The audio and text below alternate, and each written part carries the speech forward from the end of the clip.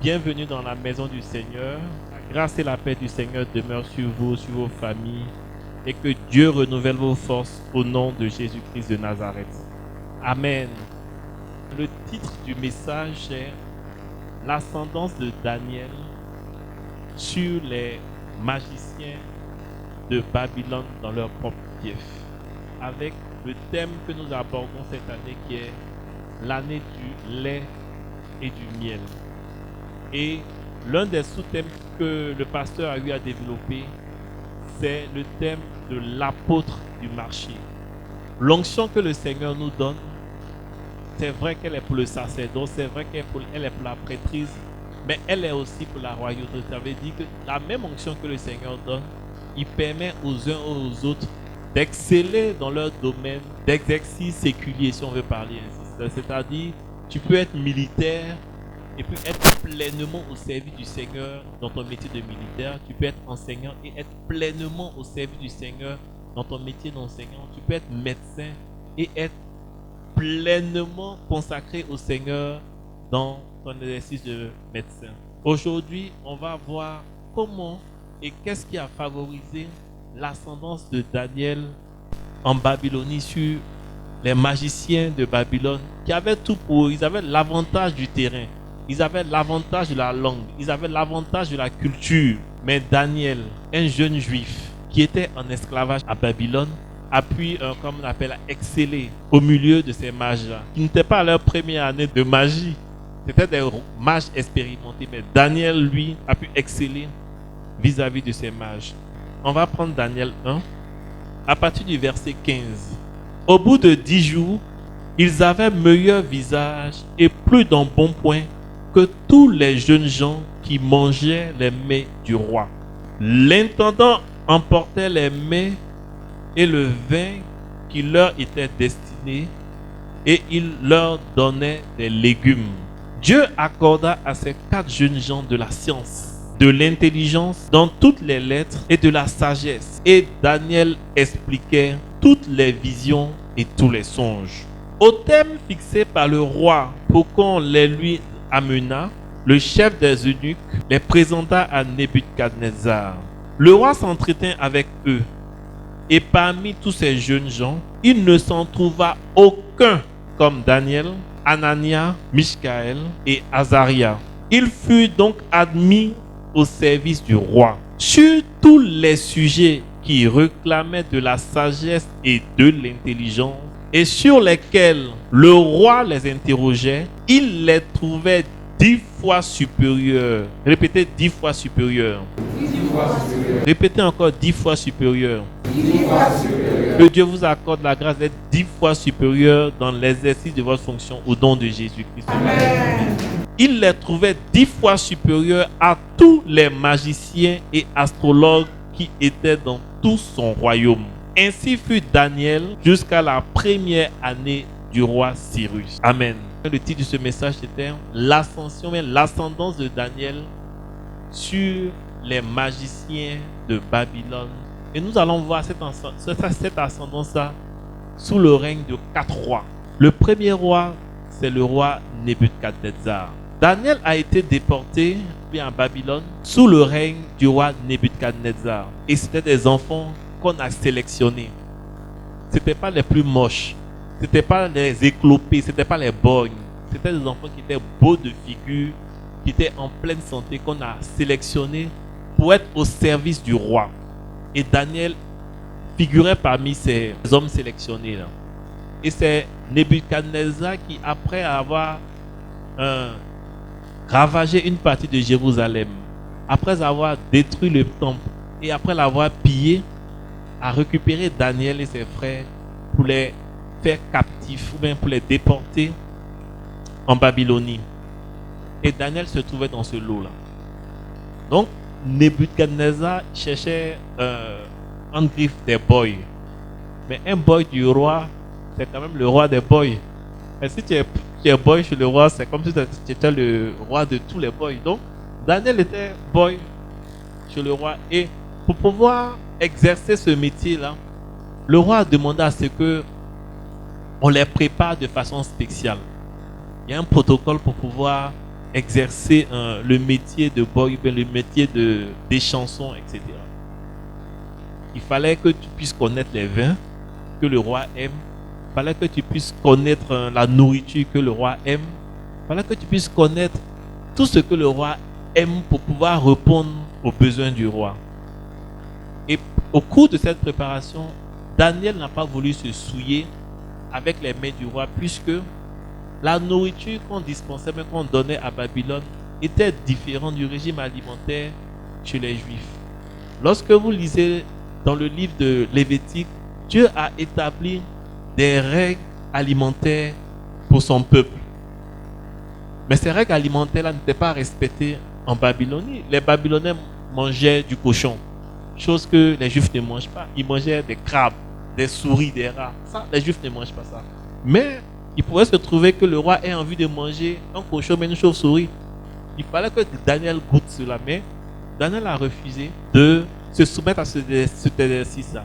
Il l'a fait pour honorer son Dieu d'abord, mais il l'a aussi fait pour pouvoir montrer que c'est son Dieu qui est le Dieu des dieux. Tant et si bien que lorsque l'eunuque qui était chargé de préparer Daniel dans cet exercice a dit, mais si tu ne manges pas ce qu'on apporte là, et qu'au bout d'un certain temps tu maigris, le roi va me punir, le roi va me tuer. Donc Daniel dit, bon, on va faire un test pendant un certain nombre de jours, et si on constate que nous qui ne mangeons pas les mets du roi, nous sommes plus en forme, nous brillons plus, alors là, tu vas garder les mains du roi et puis tu vas nous donner des fruits. Amen. Ceci montre que, bon, pour pouvoir avoir une bonne mine, on n'a pas forcément besoin de manger des repas gras, copieux. Daniel a mangé des fruits et on s'est rendu compte que au bout d'un certain nombre de jours, son visage brillait. Nous qui cherchons les bons thés. Donc, c'est un régime alimentaire qu'il faut adopter au nom de Jésus. Amen. Donc, Daniel a eu son diplôme pour devenir boy, ou bien pour devenir travailleur au palais royal. Mais il va s'illustrer de façon magistrale sous le règne de Nebuchadnezzar lorsque il aura à interpréter un songe. Bien aimé, l'exercice que Daniel a fait sous le règne de Nebuchadnezzar, je peux dire que c'est un exercice qu'on n'avait jamais fait. Amen. Un exercice qu'on n'avait jamais fait. De quoi s'agit-il? Le roi fait un rêve, il fait un songe. Et puis il convoque tout le monde. Tous ces sages, tous les sages de Babylone, il leur dit, j'ai fait un songe, mais j'ai oublié le songe.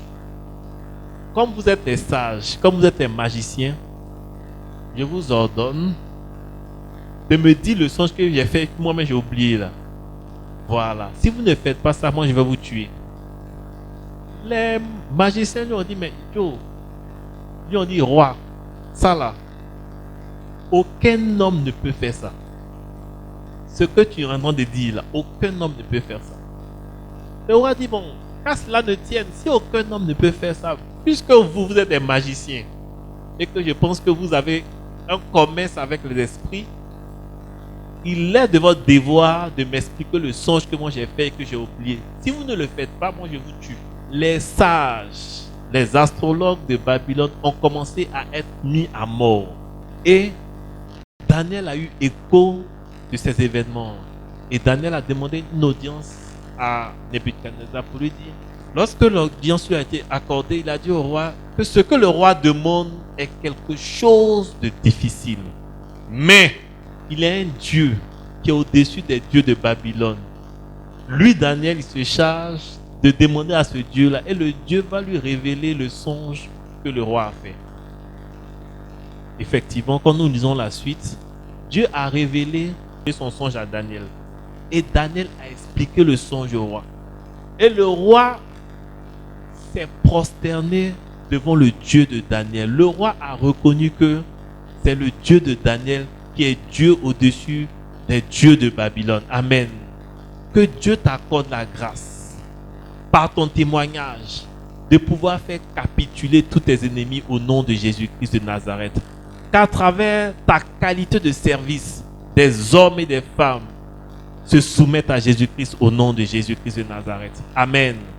Donc ça, c'était la première illustration de Daniel sous le règne du roi Nebuchadnezzar.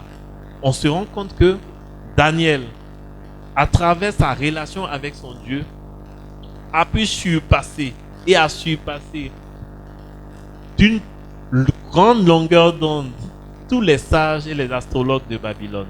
Amen. Parce que on doit retenir cela, parce qu'il avait une relation profonde, une relation sincère avec son Dieu. La deuxième illustration de Daniel, et là maintenant, ça sera sous le règne de Belshazzar. Belshazzar, c'était le fils de Nebuchadnezzar. Le père est mort, le fils est venu régner. Et Daniel, parce que on a reconnu que c'est un homme qui est vraiment intègre, un homme qui est vraiment, en tant que, on les appelait tous des mages, ils étaient tous des mages. Dans la qualité de mage, on sait que Daniel, il est le mage des mages, il est au-dessus des autres mages. Amen. Donc, quand Belshazzar est venu, il n'a pas eu à le chasser de son rôle de mage. Il a gardé, parce que quand quelqu'un est fort, on le garde dans son équipe. Donc, Belshazzar lui aussi, sans arrière-pensée, il a gardé Daniel dans son équipe, dans son équipe de conseillers. Et ce Belshazzar, la fils de Nebuchadnezzar, a organisé une fête, une très grande fête. Et au moment où le vin a commencé à lui monter à la tête, il a demandé à ce qu'on prenne des ustensiles d'or et d'argent que son père avait fait venir de Jérusalem, objets qui étaient dans le temple qu'on prenait pour célébrer le Dieu d'Israël. Le fils de Nebuchadnezzar a demandé à ce qu'on prenne ces objets-là pour que lui, Belshazzar, il puisse se servir dedans et boire pour montrer que c'est vrai qu'on dit Dieu, Dieu, Dieu, mais lui, son père a vaincu le Dieu comme on appelle de Jérusalem, mais le Dieu des Israélites.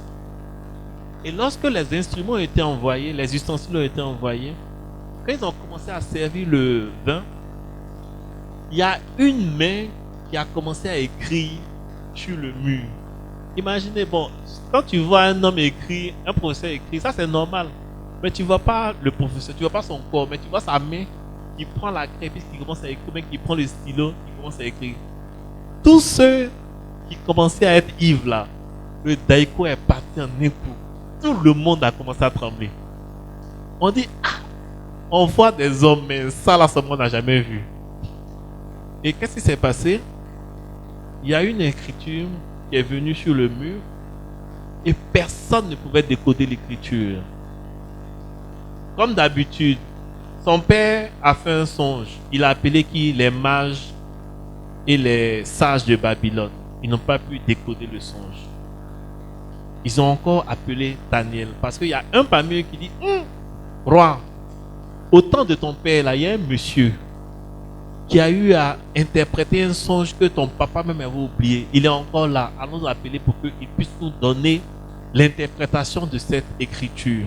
Mais pour que vous puissiez comprendre la portée même de ce que Daniel a fait, on peut se référer à la Deuxième Guerre mondiale. De 1939 à 1944, les Allemands avaient une machine qui leur permettait de communiquer entre eux sans que les Alliés puissent comprendre ce qu'ils disaient. Ils appelaient la machine Enigma.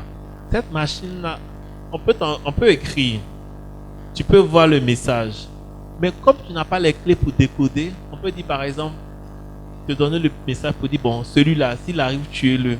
Toi-même, tu as apporté le message de ton exécution à quelqu'un, peut-être que tu as monté tranquillement. De 1939 à 1944, on n'arrivait pas à décoder ça. Et il a fallu un mathématicien anglais, Alan Turing, qui a trouvé les moyens pour craquer le code de Enigma. Et lorsque le code Enigma a été craqué, c'est là qu'ils ont pu faire ce qu'on appelle le débarquement en France, sur les côtes françaises. Ils ont berné les Allemands, qui ont envoyé le gros de leurs troupes dans le sud, et ils sont venus par le nord. Donc le temps que les troupes au sud remontent, ils étaient déjà pris pied en France. Amen. Donc ça c'est l'importance de pouvoir décoder les codes. Pour dire que ça n'a pas commencé en 1939, ça a commencé au temps de Babylone. Et avec Daniel, ma prière c'est que Dieu vous accorde la grâce de décoder les côtes de vos ennemis. Amen. La grâce que le Seigneur va vous accorder qui vous permet que partout dans vos sociétés, dans vos missions, où il y a quelque chose d'impossible, que ce soit vous qui soyez le pourvoyeur de solutions au nom de Jésus-Christ de Nazareth. Donc le deuxième fait en termes de décryptage de code, c'est pendant la bataille de Midway dans le Mississippi. Et dans le Mississippi, dans le Pacifique. États-Unis, Japon. La marine japonaise maîtrisait totalement, parfaitement, comme on appelle, le Pacifique. Et ils avaient un des plus gros bateaux jamais conçus, le Yamato. Mais puisque les Américains avaient réussi à craquer le code qu'utilisait la marine japonaise, ils ont réussi à les berner et à couler plusieurs de leurs porte-avions. Pendant la bataille de Midway, ils ont pu couler, on dirait, 2 ou 3 porte-avions, si ma mémoire est bonne. Et ça leur a donné un avantage stratégique pour la suite de la guerre. Donc, la mission que Daniel a eu à exercer au temps de Belshazzar, ça lui a donné aussi, encore, en plus de la première mission, une aura et une assise qui a fait de lui quelqu'un d'indéboulonnable. Amen. Il y en a qui sont indéboulonnables à la force de leur fusil.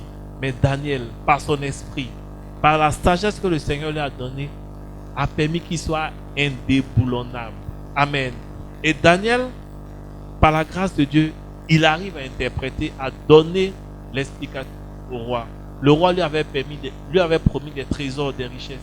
Effectivement, le roi va lui accorder toutes ces richesses, mais Daniel n'en avait pas besoin.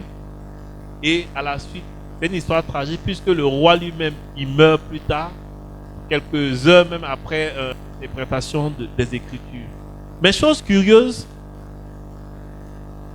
ceux qui sont venus, parce que on était sous le règne des Babyloniens, ceux qui sont venus tuer le fils de Nebuchadnezzar là, c'était une tribu différente. Amen. C'est comme, on va prendre le cas de la Côte d'Ivoire. Le président ivoirien, par exemple, bien, bon, je ne dis pas le président ivoirien. On prend un pays qu'on appelle Tantampion, et puis un autre qu'on appelle Excalibur. Voilà. Tantampion et puis Excalibur. Le président d'Excalibur est tué. Donc, quand le président d'Excalibur est tué, normalement, ceux qui viennent là, ils viennent avec leur équipe. Donc, quand ils viennent avec l'équipe, ils viennent avec leurs hommes. Ils viennent avec leurs féticheurs, leurs pasteurs, s'il en a, etc. Ils ne vont pas prendre les féticheurs ennemis pour en faire des conseillers. Mais la chose curieuse, c'est que lorsque Darius est venu, celui qui a fait tuer le fils de Nebuchadnezzar, lorsqu'il est venu, bizarrement, dans son gouvernement, il y avait toujours Daniel. Amen. C'est-à-dire, on a dit que Daniel s'est rendu incontournable. Tous les autres mages, on ne parlait plus d'eux. Tous les autres mages, on ne parlait plus d'eux. Mais Daniel a continué à exercer son rôle d'influence. Bien aimé, je vais vous dire quelque chose. Souvent, on pense que le président est puissant. C'est vrai, le président est puissant parce qu'il prend des décrets, tout ça. Mais les gens les plus puissants, là, c'est ce qu'on appelle les éminences grises. C'est-à-dire tu ne le vois pas, mais quand il dit quelque chose, là, le président fait. Amen. Quand il dit quelque chose, le président fait. Une éminence grise, ça peut être la femme du président. Une éminence grise, ça peut être un groupe de pression tel qu'on en a aujourd'hui. Les hommes et les femmes qui disent à nos présidents, si 2 hommes ne se marient pas dans votre pays, on ne donne pas l'argent. Ce sont des éminences grises. Si 2 femmes ne se marient pas dans votre pays, on ne vous donne pas l'argent. Vous allez tourner jusqu'à... Après, les gens vont dire, bon, tout comme fait, ça ne regarde que 2 hommes peuvent se marier, c'est pas grave. Ça ne va pas arriver chez nous. Etc. Ce sont des éminences grises. Donc, la plupart des hommes puissants ou des femmes puissantes sont des hommes et des femmes qu'on ne voit pas. Amen. Des hommes et des femmes qui contrôlent vos ressources. Vous les voyez, ils sont là comme ça. Ils savent que la loi que vous prenez là ne va pas partir quelque part parce qu'ils vous tiennent par les finances. Mais ça n'a pas été le cas de Daniel. À cause de son alliance avec Dieu, à cause de sa consécration à son Dieu, il a pu exceller au temps de Nebuchadnezzar, il a excellé au temps de Belshazzar et au temps de Darius. Il était devenu tellement excellent Vous savez, quand vous excellez quelque part, vous suscitez des jaloux. Amen. Lorsque vous allez exceller quelque part, vous allez susciter des jaloux. Et les jaloux à l'époque de Darius ont cherché dans la vie de ce monsieur-là de quoi à l'accuser. On ne voulait plus de lui. Il était devenu tellement bon, tellement excellent, mais il ne le faisait pas pour l'argent, il ne le faisait pas pour sa propre gloire, il le faisait pour le Dieu d'Israël. Amen. Donc, l'un des moyens pour devenir prospère, pour devenir excellent, pour devenir incontournable, c'est d'œuvrer activement et de façon sincère pour Jésus-Christ de Nazareth. Amen. Lorsque vous servez Jésus-Christ de tout votre cœur, de toute votre âme, de toute votre force, il vous envoie à la lumière. Tu ne veux pas, mais on te met à la lumière quand même. Amen. On te met à la lumière. Donc, les ennemis de Daniel sont partis dire au roi Darius qu'il prenne un décret. Et ce décret-là, c'était pour pouvoir amener Daniel à régner le Dieu qui jusque-là l'avait rendu au top, l'avait rendu excellent. Daniel maintenant devait régner ce Dieu. Ça ne vous rappelle pas quelque chose? Amen. Ça ne vous rappelle pas quelque chose? Moi, ça me rappelle quelque chose. Vous savez, lorsque Israël est sorti d'Égypte et arrivé devant le territoire de Moab, Balak est parti appeler Balaam pour maudire Israël. Et lorsque Balaam est venu pour maudire Israël, bon, je laisse tout ce qu'il a eu à faire, mais lorsqu'il est venu maudire, il a dit: l'enchantement ne peut rien contre Jacob, ni la divination contre Israël. Au temps marqué, il sera dit à Jacob et à Israël quelle est l'œuvre de Dieu. Amen. Ça veut dire, c'est Dieu qui a dit ça par la bouche de Balaam. Et à la fin même, Balaam se vante d'être celui-même qui entend les oracles de Dieu tout et tout. Mais vous savez ce que Balaam a fait après? Il est parti voir Balak et puis lui a dit: mon frère, les gens là, tu ne peux pas les maudire, mais je vais te donner un secret. Si tu veux les détruire, il faut envoyer tes jeunes filles là, coucher avec eux. Comme ça, au lieu de les détruire, c'est leur Dieu même qui va s'occuper d'eux. Et Balak a appliqué ce conseil. Les filles moabites sont entrées en Israël. Elles ont séduit les Israélites. Et Dieu a commencé à les frapper. La plaie était tellement grande qu'en un seul jour, il y a eu 23 000 morts. En un seul jour, 23 000 morts. Et il a fallu quelqu'un pour arrêter cette plaie-là en tuant un. C'est-à-dire, on est en train de régler le problème. Et puis, il y a un qui prend une jeune dame devant tout le monde. Il partait maintenant coucher avec elle. Il y a un qui s'est levé, il a pris une lance. Et puis, il a percé les yeux. Et c'est ainsi que la plaie s'est arrêtée. Donc, c'est ce même coup-là qu'on voulait faire à Daniel. On lui dit, le roi a pris un décret. Le décret dit qu'on ne va pas se prosterner, on ne va pas prier pour être plus terre à terre. On ne va pas prier un autre Dieu que le roi lui-même. Mais moi, si on me dit qu'on doit me louer, je suis content. Donc, il a pris le décret. Mais il ne savait pas que c'était à cause de Daniel que les gens avaient pris ce décret-là. Et lorsqu'il s'est rendu compte que c'est à cause de Daniel, parce que les gens sont partis lui dire, ton gars là, Daniel, tu as pris le décret. On dit oui. Mais pourquoi lui il prie? Et Daniel ne se cachait pas pour prier. Je vous assure que peut-être que si c'était moi, j'allais me cacher. Il a dit bon, il faut être sage. Dieu a dit d'être sage. Faut pas... Donc tu te caches et puis tu pries. Mais Daniel, il ouvrait ses volets, il ouvrait ses portes. Il devait avoir une grande maison, ce monsieur, parce que pour que tu puisses te voir, il faut que ce soit un bon duplex quelque part, avec toutes les fenêtres ouvertes. Donc il ouvrait ses fenêtres et il priait. Donc les gars ont fait le rapport au roi. Le roi était tellement déçu, tellement blessé de savoir que c'est à cause de Daniel qu'on lui a fait prendre ce roi-là, ce décret-là, que lorsque on partait condamner Daniel, parce qu'on a dit que celui qui n'obéissait pas à cette ordonnance serait jeté dans la fosse au lion. Et quand le roi a su que c'est Daniel qui était concerné, il était obligé d'appliquer, parce que dans leur loi, ce qui est écrit est écrit. C'est pas comme maintenant là, tu écris et puis après tu effaces. Non, ce qui est écrit est écrit. Donc, Daniel devait subir le sort. On a mis Daniel dans la fosse au lion.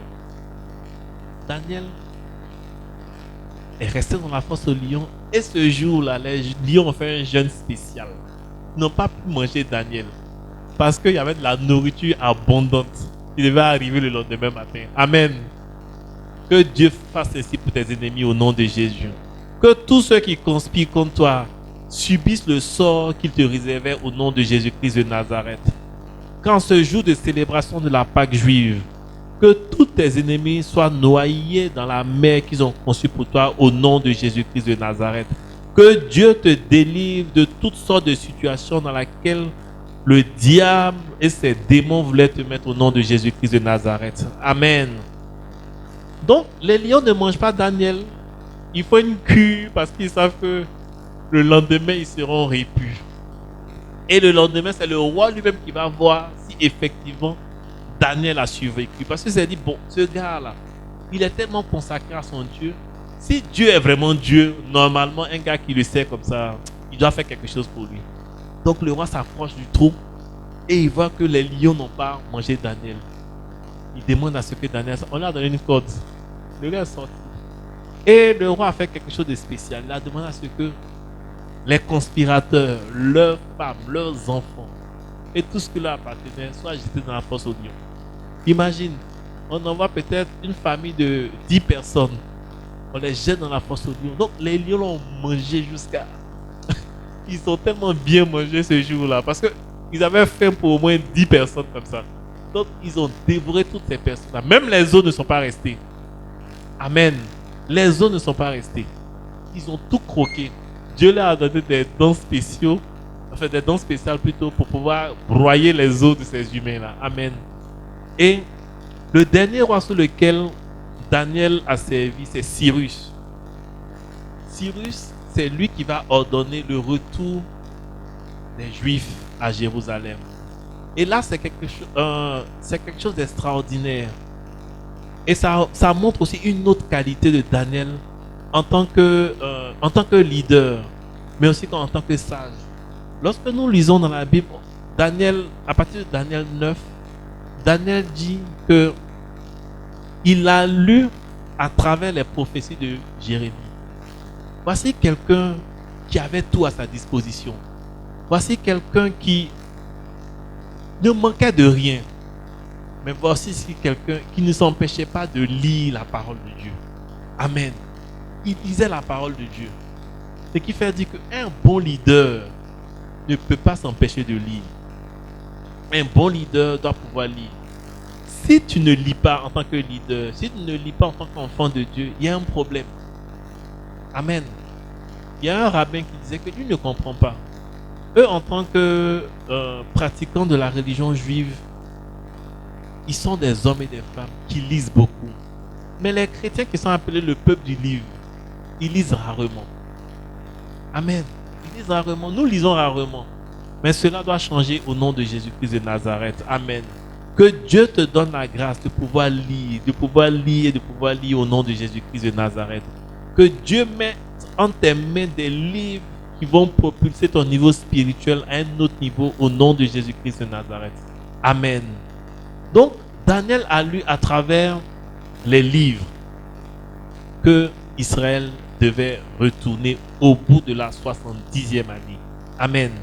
Mais quand il a lu ça et qu'il a jeûné, ne pensez-vous pas que ce soit Daniel qui soit allé dire à Cyrus que vraiment, roi, ce peuple-là, ils doivent retourner dans leur pays parce que selon la prophétie de Jérémie, le même gars qui avait dit qu'ils allaient venir ici, là, cette prophétie-là dit qu'à la 70e année, ils doivent retourner. Roi, est-ce qu'il ne serait pas sage que ces gars-là retournent?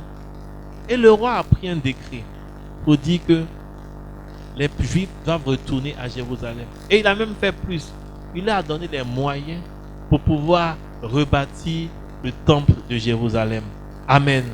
Donc, bien aimé, en tant qu'apôtre du marché, tu as l'occasion de célébrer Christ partout où tu es. Tu as l'occasion de célébrer Christ par ton travail, par ta façon de faire, par ta façon d'agir, par les conseils que tu donnes, par les causes que tu arrives à briser ou bien que tu arrives à décoder, par ton alliance avec le Seigneur.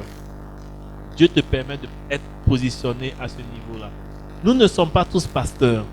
Mais là où tu es, Dieu te permet de témoigner de lui de façon éclatante au nom de Jésus-Christ de Nazareth. Amen, amen et amen. Je vais vous donner les 2 derniers exemples pour finir. Il y a un monsieur qui est venu dire à son pasteur qu'il veut être pasteur. Bon, si quelqu'un vient dire à un pasteur qui veut être pasteur, pour nous, on a besoin de pasteurs, on va dire, oh mon frère, sois béni. On va te faire des cours pour que tu sois un disciple, etc. En tout cas, si tu es à Lighthouse que tu dis que tu veux devenir pasteur, il n'y a rien à dire. On y vient. Parce qu'on a besoin de pasteurs. Mais le monsieur ne lui a pas dit, le pasteur ne lui a pas dit, viens, je vais te coucher pour devenir pasteur. Il dit, mais tu as un métier, non? Il dit, oui. Mais là où tu es là, Dieu veut t'utiliser aussi pour que tu puisses influencer, comme on appelle, tu peux être une ressource ou une personne d'influence dans le domaine où tu exerces. Et ce monsieur était dans le domaine de l'ingénierie. Il concevait ce qu'on appelle des machines de terrassement. Et son nom, c'est Robert Le Tourneau. Le Tourneau, pour pouvoir mieux le connaître, bon, on le nomme à tort Caterpillar, mais ce n'est pas son nom. Ce n'est pas Caterpillar, il s'appelle Robert Le Tourneau. Mais la plupart des machines, des engins dénommés Caterpillar, il a conçu ou bien il a inventé ces machines. Voilà. Il a vendu plusieurs brevets à Caterpillar. Donc ça fait que bon, lorsqu'on voit les machines Caterpillar, on se dit automatiquement que c'est Le Tourneau. Mais le nom du monsieur, c'est Le Tourneau. Et Dieu l'a tellement rendu prospère que lui-même, il donnait 90% de ses ressources au royaume. Mais dans 90%, normalement, tu dois dire que le monsieur sera pauvre. Non. Avec le peu qui est resté, Le Tourneau a construit des universités. Il a financé des programmes de bourse. Il a fait énormément pour le royaume. Amen. Mais s'il était devenu pasteur, bon, je ne sais pas s'il aurait eu la même influence. Amen. Donc c'est pour dire que quel que soit l'endroit où tu es, Dieu peut t'utiliser, pas forcément en tant que pasteur, mais en tant que médecin, Dieu peut t'utiliser pour faire évoluer son œuvre. En tant que politicien, Dieu peut t'utiliser pour faire avancer son œuvre. Il y a un autre aussi qui s'appelle William Wilberforce. Il avait pour pasteur John Newton. William Wilberforce est venu dire à John Newton qu'il voulait devenir pasteur. Et John Newton lui a dit que, bon, au lieu d'être pasteur, moi je vais te coacher pour que tu puisses avoir, comme on appelle là, les principes du royaume en toi, de sorte à influencer la sphère dans laquelle tu es. Il était dans le domaine de la politique. Et chemin faisant, ce monsieur-là a œuvré activement pour l'abolition de l'esclavage en Angleterre. C'est parce qu'il avait les principes du royaume en lui. C'est parce qu'il avait les valeurs du royaume en lui. C'est parce qu'il occupait un poste important dans le domaine politique qu'il a pu œuvrer effectivement pour l'abolition de l'esclavage. Amen. S'il était pasteur, il y avait beaucoup de pasteurs. Pourquoi ces pasteurs n'ont pas œuvré pour l'abolition de l'esclavage? Donc Dieu a besoin de chacun de nous dans l'endroit où il est. Amen. Maintenant, si tu as eu un appel spécial pour devenir pasteur, comment t'es privé, hein? Deviens pasteur. Tu vas avoir une grande église, tu seras béni avec. Amen. Amen. Donc, pour finir, il a dit que la beauté de l'onction est qu'elle s'exprime en fonction de nos appels. La beauté de l'onction est qu'elle s'exprime en fonction de nos appels. Amen.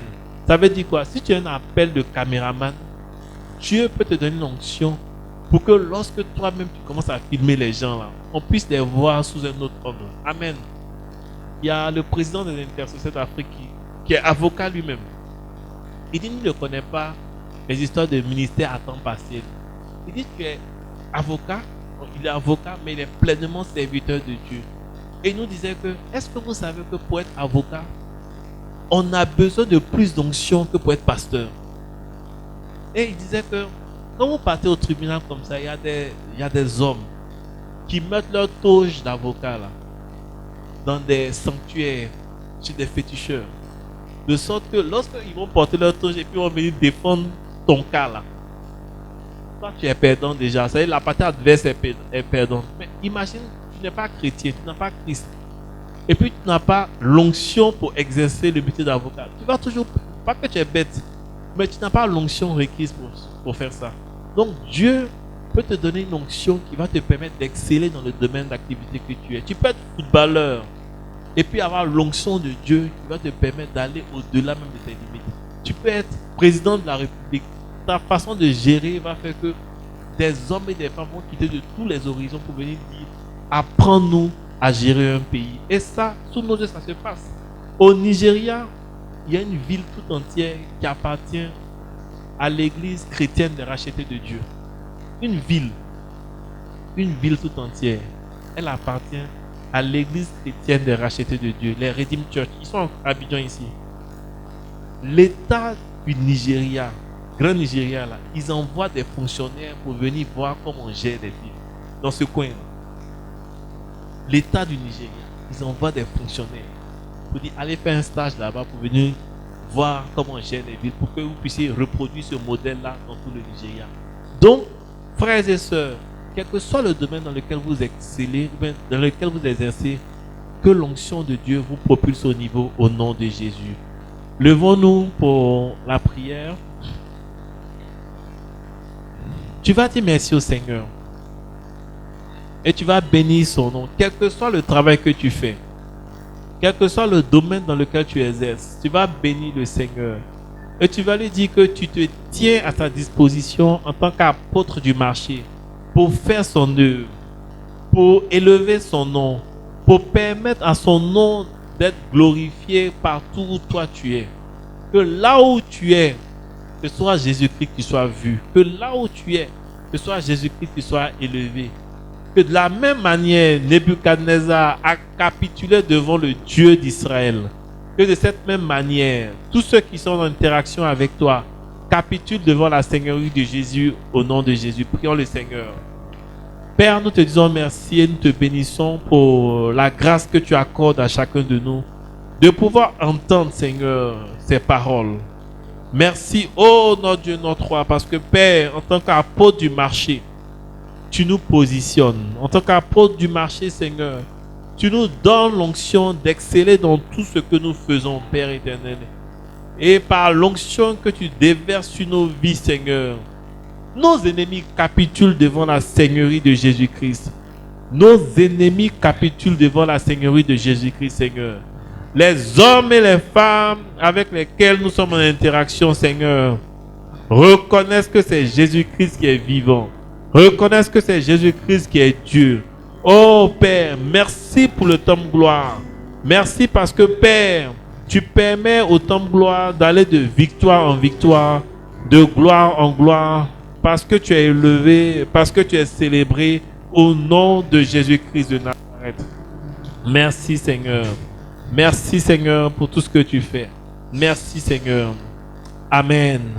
Amen et Amen. Tu vas prier le Seigneur pour ta vie.